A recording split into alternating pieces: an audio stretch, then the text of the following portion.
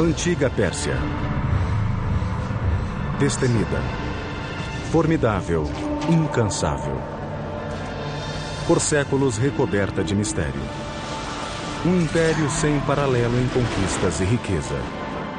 To create an empire of the size of the Persian Empire, the largest empire the world had known, obviously takes military skill. Do norte da África à Ásia, foi uma civilização liderada por uma dinastia de governantes admiráveis, ambiciosos e todo-poderosos. Cyrus the Great is one of the few who deserves to be called the Great. O Império Persa criou algumas das construções mais surpreendentes que o mundo já viu. Magníficos palácios erigidos em pleno deserto. Estradas, pontes e canais. Everyone has heard of the Suez Canal, but how many have heard of Darius's Canal? Porém, nuvens negras escureciam o horizonte. Uma antiga rivalidade com a Grécia resultaria em um confronto épico que mudaria o curso da história e moldaria o mundo ocidental pelos milênios vindouros.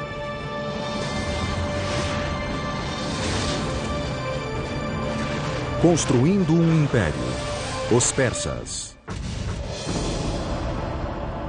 330 a.C. Um jovem rei macedônio conquistou o Império Persa e liderou seu exército invasor até Persópolis, sua espetacular capital. O conquistador era Alexandre o Grande, admirador dos grandes reis persas. Ao pôr do sol, a celebração grega degenerava em rixa de bêbados. Ao amanhecer, Persópolis, joia da coroa do Império Persa, com seus palácios inigualáveis, fora incendiada. Mais de 2.500 anos depois, essas torres colossais dão testemunho das elevadas alturas que esse esquecido império já atingiu. I equate Persia with luxury, with rich tapestries and beautiful rugs and my mother's fat, fuzzy Persian cat named Otis. But I also think of a fantastic Persian king named Cyrus the Great, who believed in religious and cultural tolerance, and who freed the Jews from Babylon to return to Israel. Hello, I'm Peter Weller, and welcome to the Persian Empire. Around 4000 BC, two nomadic tribes were starting to take root in a rich but hot Iranian plateau, the Medes in the north, the Persians in the south. Being is that these tribes were nomadic, they were more interested in survival than conquest. As they became less nomadic, they had to learn how to farm, in particular how to cultivate this fertile Iranian plateau. But to do that, they needed a source of water. The early Persians may have very well become dust in the winds of history had they not unlocked a source of water and, just as importantly, a means to channel that water to their crops and settlements. And what makes this engineering feat so remarkable is that they found this water not from rivers or lakes or oceans, but from the most unlikely source of all, rocks. A Pérsia brotou no meio do nada em um terreno hostil e acidentado, erguida apenas com imaginação e determinação. Há 3.000 anos, persas nômades percorriam o platô iraniano desolado e árido. Encontrar água significava viajar longas distâncias. Coube a um híbrido de engenheiro, geólogo e adivinho chamado Mogani encontrar um meio de trazê-la de volta ao seu povo. Usando nada além de cinzéis de pedra, os Moganis construíram a primeira pedra angular do Império Persa. Um inovador sistema de canais de irrigação subterrâneo chamados Qanats.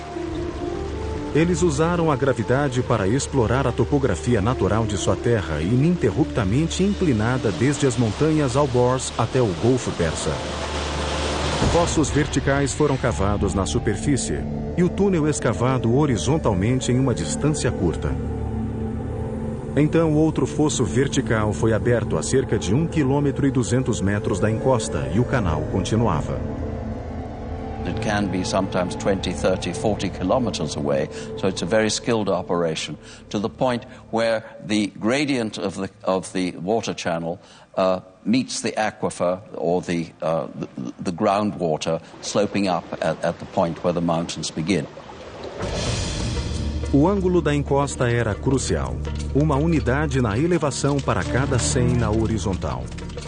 Not too steep because that would erode the base of the water channel, and of course not so flat as to prevent the water from moving to its intended destination. 2000 anos antes dos lendários aquedutos de Roma, os persas canalizavam imensos volumes de água por longas distâncias em climas quentes e secos, com perda mínima por vazamento ou evaporação. Water means food, but the engineering technology to locate that water and move it was a carrot that the Persians were dangling in front of their neighbors. Around 700 BC, all of these tribes were united under one legendary figure named Achaemenes, who founded a dynasty. But this dynasty thrived and flourished under one guy, a guy I would have liked to have met, named Cyrus the Great. Cyrus created and maintained an empire thanks, no doubt, to his military savvy, but he was also a political genius. He was an excellent, benevolent manager of men. Historians have called him humanist. The Jews call him Mashiach, or Anointed One. His own people called him Father, and even the Ionian Greeks whom he conquered called him a just and worthy lawgiver and ruler. Ciro o Grande chegou ao poder em 559 a.C. Foi o início da dinastia Aquemênida, cujo reinado mudaria o curso da história e redefiniria as possibilidades arquitetônicas.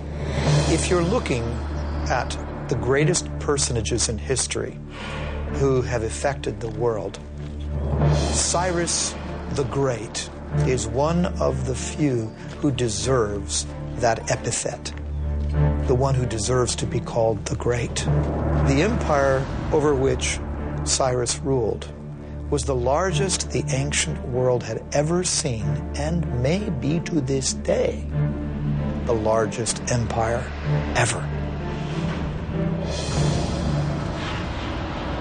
Em 554 a.C., Ciro havia esmagado todos os rivais e se tornado líder inconteste da Pérsia. Faltava agora conquistar o mundo. E se pretendia construir um império, precisaria de uma magnífica capital para refletir sua grandeza. Em 550 a.C., Ciro lançou um dos projetos de engenharia mais ambiciosos da antiguidade. A primeira grande capital do Império Persa, em Pasárgada, hoje localizada no Irã.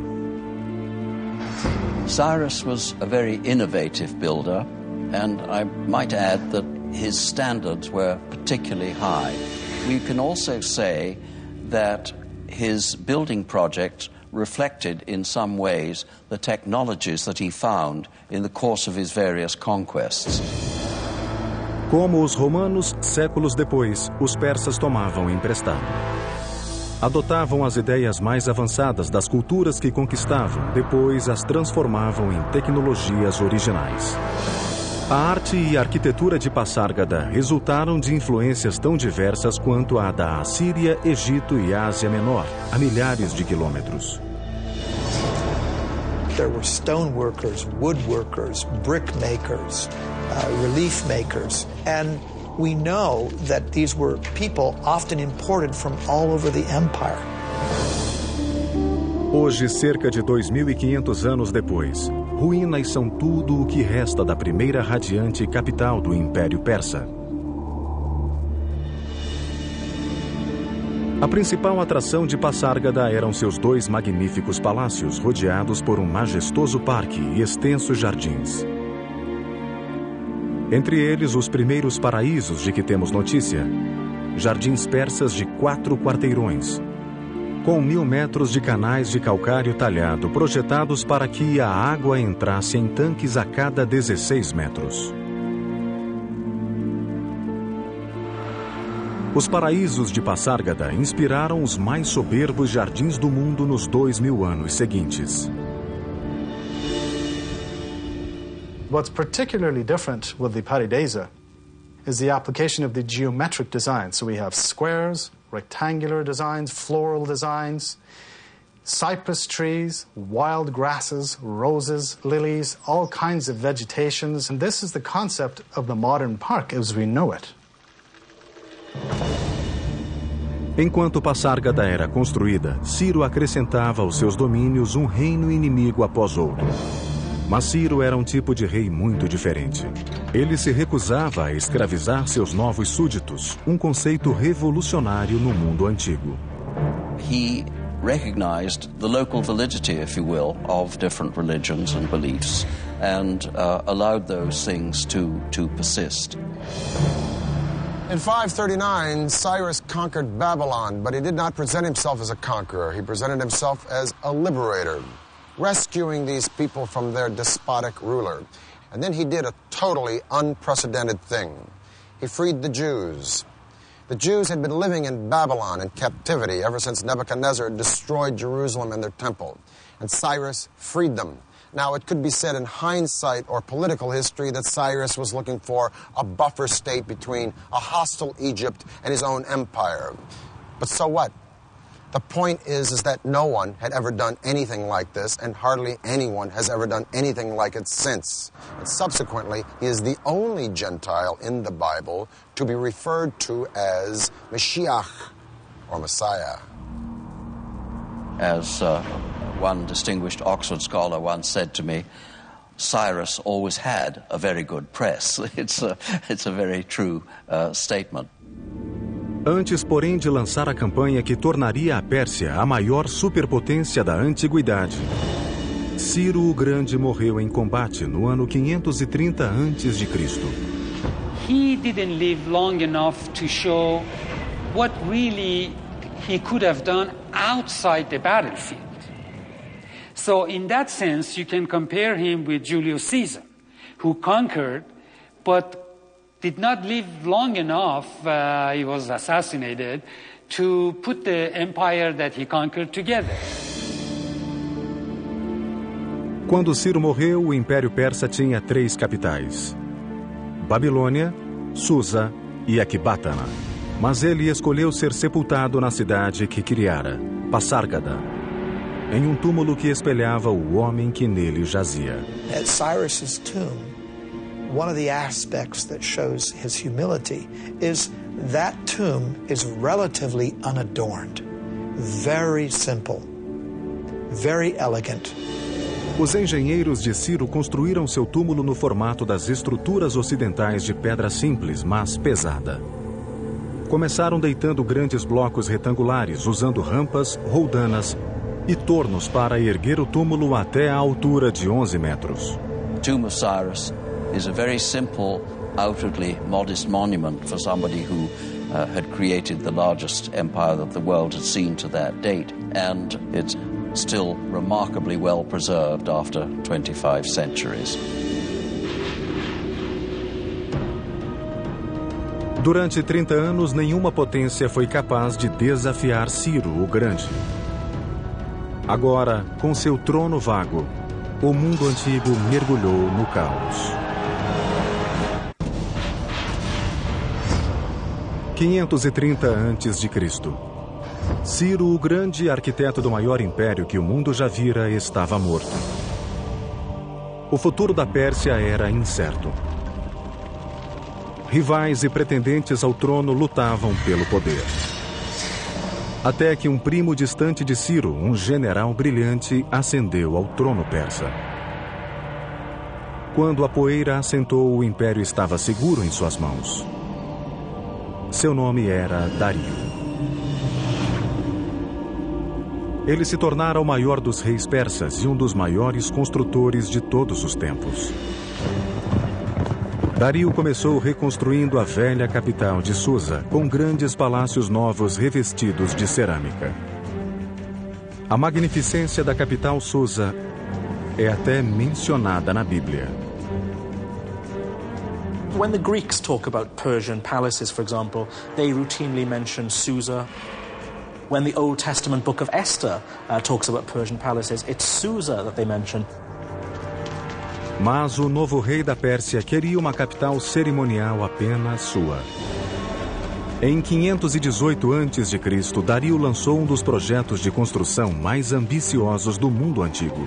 Situada próxima à moderna cidade de Shiraz, ela ficaria conhecida como Persépolis, ou cidade persa em grego. Todos os palácios erguiam-se de uma vasta plataforma pétrea, projetada para enfatizar a estatura do império. The terrace square is huge, over 125,000 square meters. And he had to modify the landscape. His engineers had to come in and level out part of the area, and they had to build a retaining wall. He wanted it to be seen from a distance. That's exactly why you build up a terrace, so it could be viewed from afar. That makes it all the more grand and imposing. Persépolis era um desafio de engenharia colossal, com paredes de mais de 20 metros de altura por 10 de espessura. E grandes saguões ostentando colunas em elaborados altos relevos. Milhares de arquitetos, artesãos e operários, bem como toneladas de material, foram trazidos dos confins do império. Quase todos os impérios antigos foram edificados por mão de obra escrava. Mas Dario, como Ciro, remunerava o trabalho que construíra os monumentos e palácios persas. Every worker was given his due, his or her due, because we also find women in the workforce as well. Depending on their skill, what the quality they brought to the work, they were paid accordingly. Nenhuma despesa foi poupada. Persépolis seria o símbolo do poder e da glória do Império Persa. First of all, it's important to remember the origin of the Persians themselves. That is to say that these were a nomadic people. They lived in tented accommodation, and they would up their tents, move somewhere else, and plant their tents again. Now, as time went on, these tents became more and more elaborate affairs. And essentially what we're having at Persepolis is a tent turned into stone. The Apadana is nothing more than a stone-tented building. O magnífico salão de audiências construído por Dario chamava-se Apadana. Each of those great monumental stone pillars are inspired by the kinds of wooden pillars that upheld a beautiful canvas roof. But now that canvas roof has turned to beautiful cedar wood instead. So the nomadic origins of the Persians gives the impetus to part of their architecture, but that's not all. Os palácios foram adornados com ouro e prata, tapeçarias caras e telhas coloridas.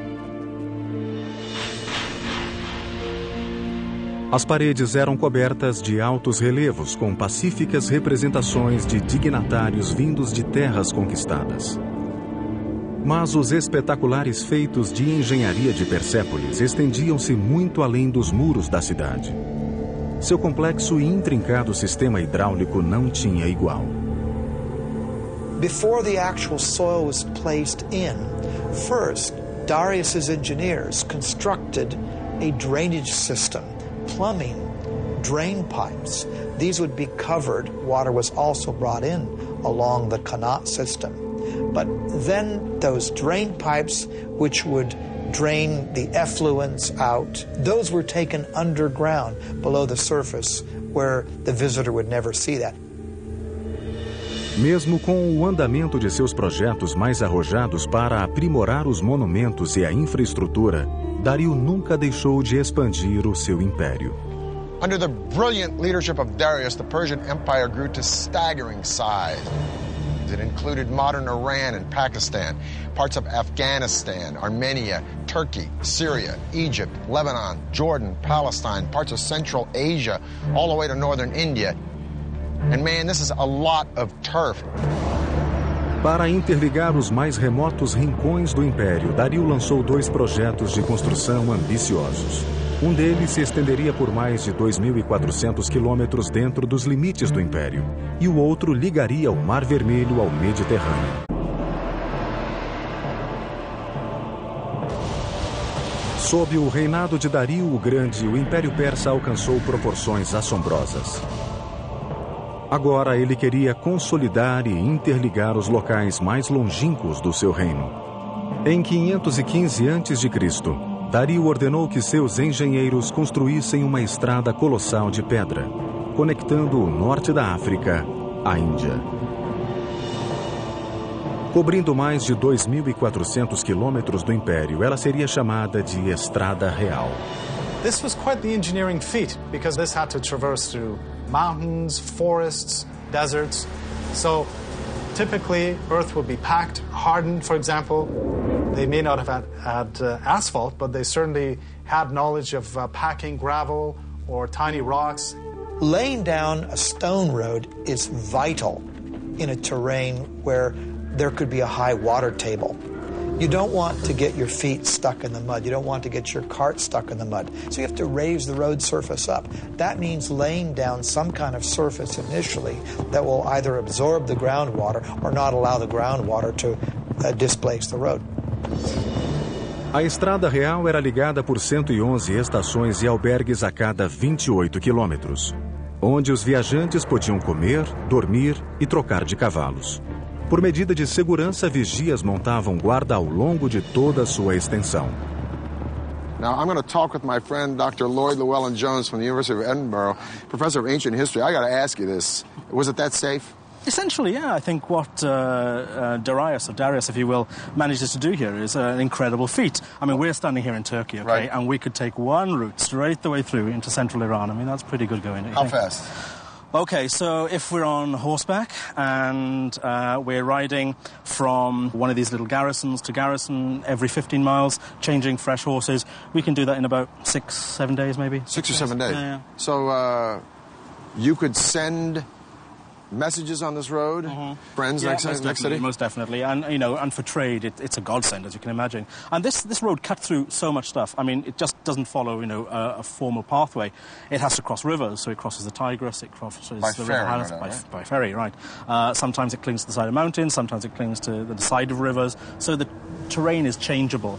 It's not drained or anything like that, so it's not as advanced as some of the Roman roads we get in later periods. So it doesn't have a gutter system? No, nothing like that. But what it's essentially is, it's sort of maybe 20 feet wide with a sort of chip-in base, which is good for horse treads and that kind of stuff, you know. And carriages and exactly, to chariots. get things through as quickly as you can, basically. Well, Lloyd, it's been a pleasure talking with you. Yeah, thank you for enlightening us about this incredible road. Mas Dario não estava satisfeito. Havia ainda território que ele queria controlar. As vastas riquezas do norte da África, e estava determinado a construir uma passagem lá. Fez com que seus engenheiros projetassem canal gigante ligando o Mediterrâneo e o Mar Vermelho. Everyone has heard of the Suez Canal, but how many have heard of Darius's canal? What Darius did was build an east-west canal that was 130 miles long. Com o conhecimento persa de hidrologia, os engenheiros de Dario usaram ferramentas de bronze e ferro para abrir o canal. Depois, remover a areia e revesti-lo de pedra, deixando-o pronto para que navios o cruzassem. 7 anos seriam necessários para concluir a via navegável de 208 quilômetros, bem como um batalhão de egípcios, cortadores de pedra e construtores de canal. Parts of the canal between the Nile and the Red Sea were actually not waterways, but just points along which the ships could be dragged until they reached another deeper portion where they could again sail their course. Darius says, I, Darius, King of Kings, conqueror of Egypt, built this canal. He connected the Red Sea to the Nile River for trade, and he says, and ships were brought along my canal. Em 513 a.C., a Pérsia era o maior império que o mundo já vira, superando até mesmo o tamanho e riqueza de Roma em seu apogeu, 4 séculos depois. A Pérsia era invencível e seu apetite por conquistas começava a assustar uma potência emergente do outro lado do Mediterrâneo, as cidades-estado da Grécia. Just a little geographical info. That big body of water out there is the Black Sea. This thin body of water here is the Bosphorus Strait that connects the Black Sea to the Mediterranean. So I'm standing in Asia, or Asia Minor, if you will, and that land over there is Europe. Now, Darius put down a revolt from some cities on the coast of Turkey, but this revolt had been supported by Athens, so Darius wanted to teach Athens a lesson. He was going to march on Greece and attack that city, but how is he going to do it? He's got to go across the sea. Well, he takes a bridge of boats, pontoons, if you will, and lines them up from that point to that point and marches an army, so Herodotus says, of 70,000 men across the sea to attack Greece. Amazing. Os engenheiros persas ligaram uma margem do Bósforo à outra, alinhando barcos lado a lado como alicerce. Depois, construíram uma estrada em cima deles, unindo a Ásia à Europa.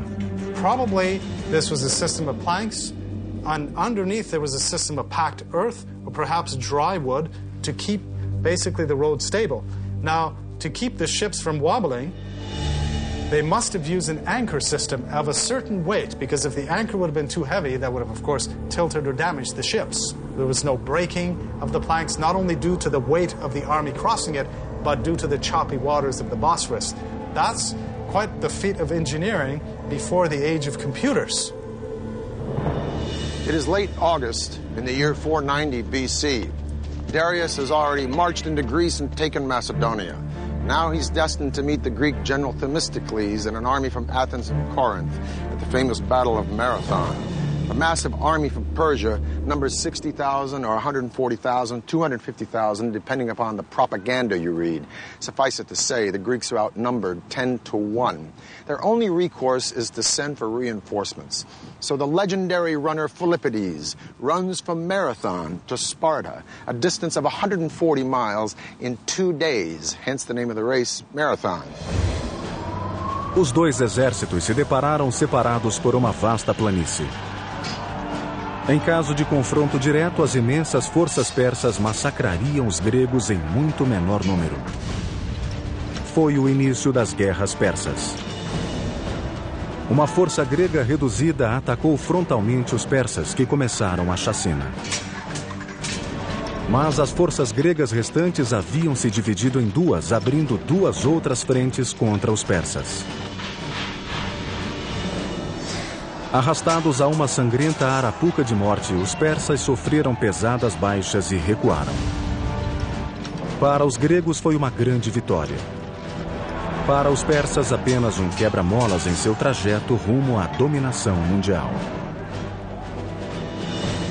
Dario resolveu voltar para casa e se dedicar a embelezar ainda mais a cidade de Persépolis. Ele nunca mais veria a sua capital. Em 486 a.C., Dario morreu a caminho de sufocar uma rebelião no Egito, deixando em seu rastro um império que redefiniu as noções de poder e glória. Ele também evitou um novo caos, como o que se seguiu à morte de Ciro, nomeando um sucessor, seu filho Xerxes. Now Cyrus the Innovator and Darius the Expansionist were very hard acts to follow. But Xerxes had been a king in waiting all of his life. And a couple of his first acts were to suppress a rebellion in Babylon, another one in Egypt. And then he went after the Greeks. Somehow the Greeks just stuck in his craw. Some historians argue that Xerxes was making a preemptive strike. Others say that he was just cleaning up the business of his father. Whatever the case, the Greeks were no longer intimidated or impressed by the Persians since they'd beaten them at Marathon. And so Xerxes buddied up with the Carthaginian navy at the tip of what is now modern Tunisia, and he decided to beat the Greeks at sea. Em 480 a.C., o Império Persa estava no apogeu. Vasto, poderosíssimo e fabulosamente rico. Fazia 10 anos que os gregos haviam derrotado o rei Dario na Batalha de Maratona. Seu filho, Xerxes, era agora o novo monarca absoluto da dinastia Aquemênida. E Xerxes queria vingança.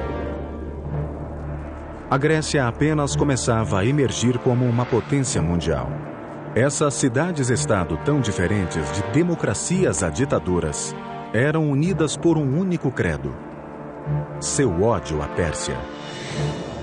O mundo antigo estava às vésperas de uma segunda guerra persa. O resultado dela originaria o mundo moderno. Greeks traditionally called everybody except themselves barbarians. So this whole thing really between East and West started probably with the Persians and the Greeks and continued ever since. A invasão persa da Grécia foi uma das maiores parcerias entre engenharia e estratégia da história militar. A gigantesca invasão seria um complexo assalto por terra e mar que requeria extraordinária habilidade. Xerxes queria que suas forças adentrassem a Grécia no istmo do Monte Athos. Mas lá o mar era tão turbulento que o rei mandou seus construtores cavarem um canal através do istmo. Com vasta mão de obra e perícia em construção de canais, os engenheiros de Xerxes levaram apenas 6 meses para concluir o canal através do istmo. Mas o desafio seguinte enfrentado por seus generais e arquitetos foi ainda maior. O imenso exército persa precisava cruzar o Helesponto de 2,5 km de largura. Até hoje, a solução deles é considerada um dos projetos de engenharia mais ousados já concebidos para uma campanha militar.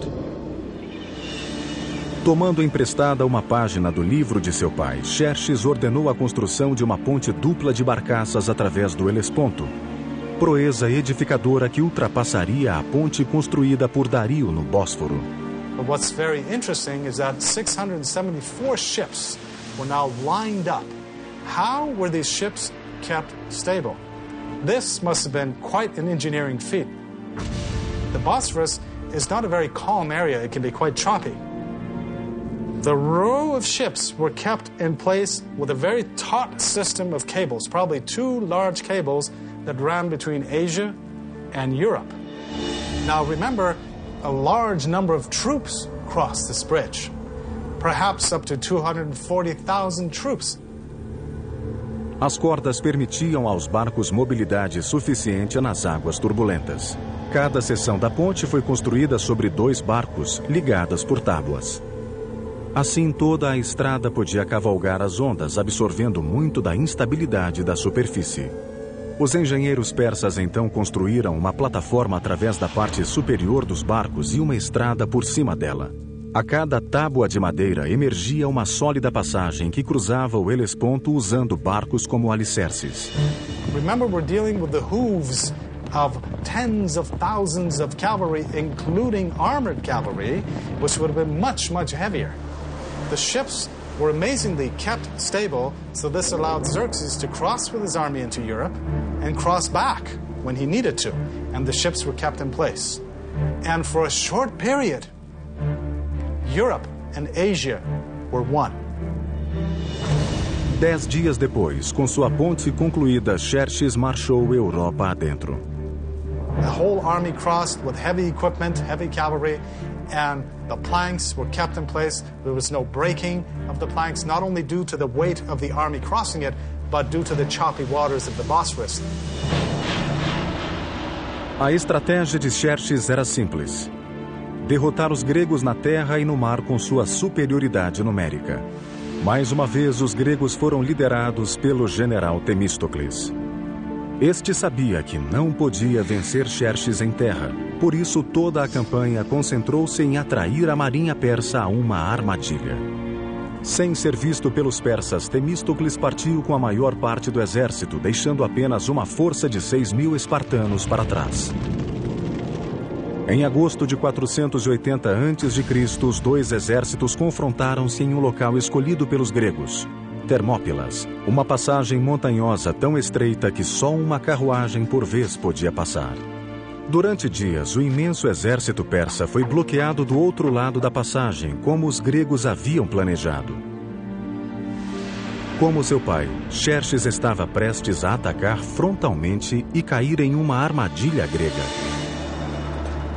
Quando finalmente irromperam pela passagem estreita, os persas destruíram facilmente a minúscula tropa espartana deixada por Temístocles como isca e marcharam rumo a Atenas. Quando Xerxes entrou na cidade, Atenas estava deserta. Ele suspeitou ter sido tapeado e fez os atenienses pagarem caro por isso.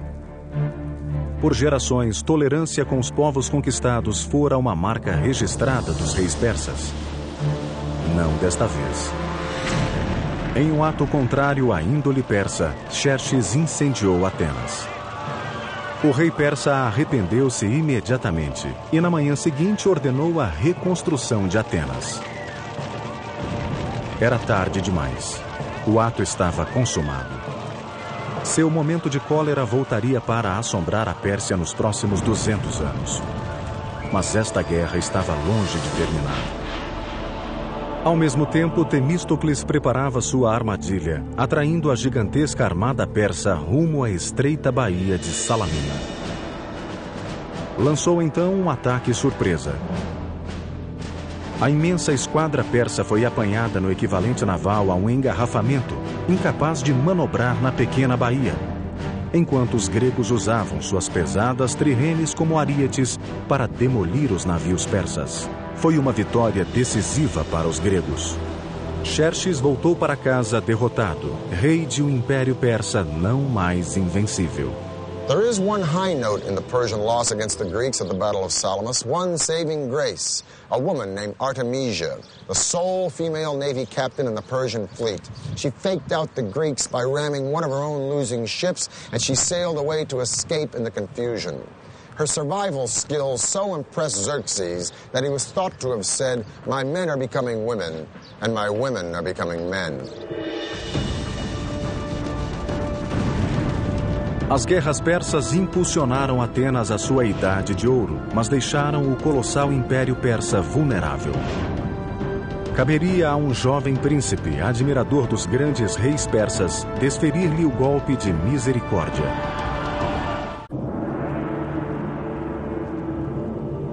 Em 480 a.C., os gregos derrotaram a esquadra persa em Salamina. A aura de invencibilidade que cingira esse império desapareceu. Mas o Império Persa ainda tinha dias de poder e glória pela frente. 15 anos depois, em 465 a.C., o grande rei Xerxes morreu. Xerxes legou o império ao seu filho, Artaxerxes, que estava decidido a restaurar os anos dourados da Pérsia. Ele começou voltando sua atenção a um projeto de construção iniciado por seu avô Dario. 4 décadas após ser iniciada, Persépolis, a soberba capital, estava ainda em construção. Agora, Artaxerxes supervisionaria um dos últimos projetos de construção do Império Persa. Hoje o conhecemos como o estupendo Salão das 100 Colunas. We know that the actual hall was some 200 by 200 feet, almost on the perfect square. What's remarkable of the Persepolis columns is when you look up the entire shaft, and these things raise, hundreds of feet into the air, there is not one piece of displacement whatsoever. It's a perfect vertical. They're working with what we might consider to be primitive tools, just stone mallets and bronze chisels, that's all. The fluting on the columns of Persepolis is so precise, however, that these are clearly the work of master craftsmen. The columns are constructed in drums, 7 or 8 drums stacked on top of another. This is done by scaffolding the whole area around the column, and then with a crane, a wooden crane, literally moving each column drum in place. Any client king, any governor from a distance, or even anyone who would come in that hall would be so impressed by the vastness of the hall and by this forest of columns that stretched nearly as far as the eye could see. An amazing achievement. Ao longo do Império, os persas ainda produziam alguns dos mais extraordinários feitos de engenharia do mundo antigo. Em 353 a.C., a esposa de um governador local construiu um magnífico túmulo para seu marido agonizante. O tributo dela a ele seria um prodígio de engenharia e uma das 7 maravilhas do mundo antigo, o Mausoléu de Halicarnasso. O monumento de mármore erguia-se a 41 metros, incluindo um grande pátio. O teto era uma pirâmide, com escadarias em cada lado, um caminho para o céu. Mais de 25 séculos depois, o túmulo do presidente americano Ulysses Grant, em Nova York, seria inspirado no Mausoléu de Halicarnasso. No século IV a.C., a engenharia persa ainda era a melhor do mundo. Mas por baixo das colunas torreantes e dos palácios suntuosos, as fundações do império desmoronavam. E seus inimigos estavam às portas. When Athens supports a rebellion in Egypt and Greeks occupy the capital city of Memphis, Artaxerxes leaves Persepolis and his building projects, and he launches a military campaign to kick the Greeks out of Memphis and bring Egypt back under Persian control once again. It'll be the last great victory of the Persian Empire, because in 424 BC, Artaxerxes dies, leaving a power vacuum and 8 solid decades of rampant infighting and neglect.